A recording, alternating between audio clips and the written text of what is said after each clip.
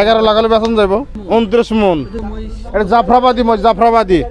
এটা পালা হয়েছে বাংলাদেশে। হ্যাঁ, বাংলাদেশে পালা হয়েছে মহিষ, ভারতে বাংলাদেশে পালা হয়েছে। 11 লাখ হলে বেতন যাইব। 11 লাখ টাকা। হ্যাঁ কিনবে কি? হ্যাঁ, কুরবানি কাস্টমার লয়ে যাব। কত কেজি হবে এই মাংস? এটা মহিষ হলো 29 মন স্কেল ওজন।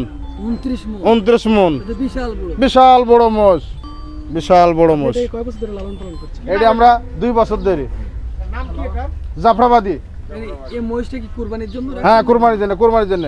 না এমনি যখন কাস্টমার নিলে হয়ে যাবো। হ্যাঁ, গাবতলী গরু আছে। কিন্তু ইচ্ছা কুরবানির সময় হ্যাঁ, কুরবানির সময় এখনো বেচা হয়ে যাবো।